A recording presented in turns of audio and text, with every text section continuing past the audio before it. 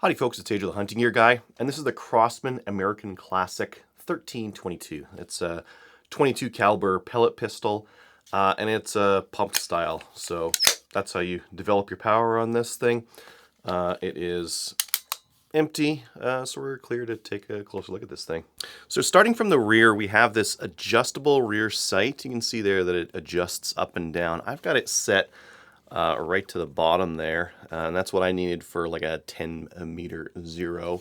It is adjustable for windage as well. You can loosen that screw and move this rear sight side to side.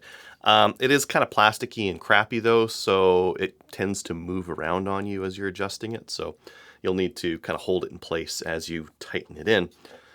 These grips here, I find them just a little bit small for me. There's a little bit of a shelf right there, and that's hard for me to get my hand on, but it's fine. I can get like a decent two-handed grip on it, so I can shoot it accurately without too much of an issue. Next up, we've got this cross bolt safety, and all that is just a trigger block. So when it's on red there, it's going to be allowed to fire. Again, this thing's empty. So that allows the trigger to move, whereas this is in. It blocks the trigger. You saw the trigger just move up there. Now it can't move at all. So what kind of trigger pull we pull out of this thing? We pull out of the trigger pull? I don't know. Let's see. Just pulling back. Just under 5 pounds there. Let's just try one more. Again, just pulling straight back on it. 5 pounds. So like a 5-pound trigger pull. Not the lightest trigger pull in the world. If you want to, these things like have a ton of mods on them and a ton of like articles online. You could go online and work this trigger over. Let's just look at that trigger pull, see how long it is. So it's already stacking on me, so that's good. A little bit of creep, and then fire, and just a little bit of over travel. Not a bad trigger, heavy but doable. When we get to the top, it's kind of like a bolt action. You kind of pull this bolt back here, you pull it back. That sets the sear for the trigger. And then you put your pellet in this little sled here and then push it into the breech. That's not enough though. That doesn't give you any air pressure or anything like that. That's just cocking the trigger. To get air pressure in this thing, you have to pump it. So you can see here, there's that piston. So we're just going to charge up this air cylinder with every pump. 2 pumps is minimum. That kind of gets you up to like 200-ish FPS. If you go to 6, then you're going to be somewhere around 400. And if you go to 7, 8, 9, 10, if you go to 10, that'll get you 450-ish, depending what pellets you're using. I mostly have these like 14 grain ones, and it gave me right around 450 or so. Which is actually decent. It's enough for like small game, which is why I got this thing. Let me just fire this off. Why won't it fire? Oh, I need to cock it. That's why. There we go. And a lot of air coming out with that time. When we come to the front sight, it's just plastic. There's a lot of plastic on this gun. I mean, they're made to a price point. These are right around $100, but for $100, you're getting a pistol that can actually kill small game. A lot of the 177 pellet guns, if they're like under 400, like it's hard to make a kill on a rabbit or a grouse or something like that. And the reason why I got this thing was for grouse hunting during deer season. So it is a little bit big, but it's inexpensive. It doesn't require CO2. The thing I dislike about the CO2 guns is you see a grouse, you crank on your CO2, you shoot the grouse, and then you got a CO2 cylinder in there that is, I don't know, going to slowly leak out, or you're just going to need to do something with it at some point. Whereas this, you just pump it up when you're ready to go. Now, disadvantage of that, if you're looking at a small game and you need to shoot them, this is what they're going to hear.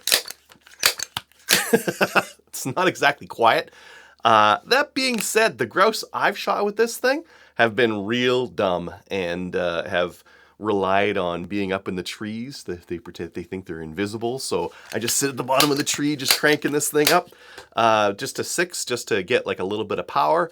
And then I've been going for headshots with this thing exclusively, and it has worked fairly well. I also use this on a squirrel, and I would say that the body shots didn't do the job. So you definitely want to go for headshots for it with this, and I mean, do the job. The squirrel died, just not like quickly. And I think that if you want to dispatch your game ethically, and you're using an air gun, it's gotta go for a headshot. Now, what are some of the disadvantages of using this air gun for hunting? Well, one, okay, you got to crank it, so that's not quiet when you're hunting.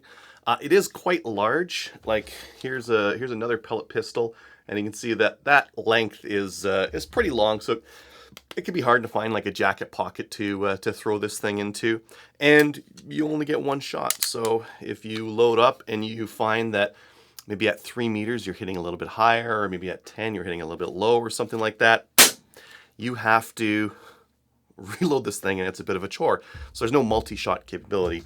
Compare that to like a CO2 gun where you've got CO2, maybe you've got like a multi-shot thing going on. This is going to give you faster shots and makeup shots that you can take on your game, and it's quite a bit more compact as well. But, and it's a big one, with a fresh CO2 cylinder in this thing, it's shooting hot. With a CO2 that's a little bit down, then it's going to be shooting low. And this thing does not make very good power. This does, not only because it's shooting a little bit faster than this guy, but because it's shooting a much heavier pellet. The 22 pellets that I've got are right around 14 grains, and here in Canada, your air gun handguns are limited to 500 FPS. No more than that. So a 22 caliber one, heavier pellet, it's always going to carry more energy.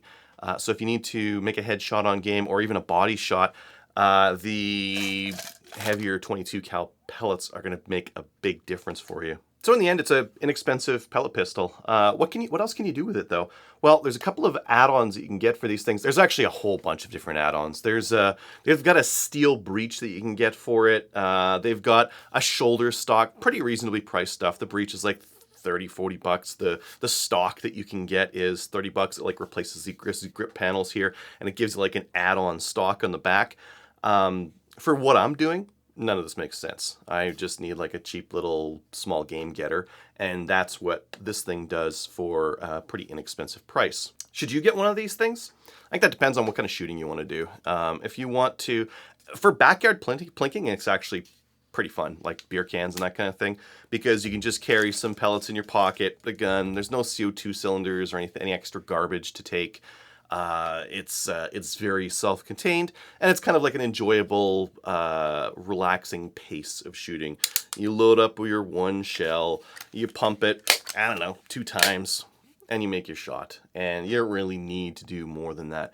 You don't need to do the 10 every time. You can pick anywhere between 2 and 10. And I found for like plinking, 2, 4, somewhere around there was fine. You don't need to crank it all the way up.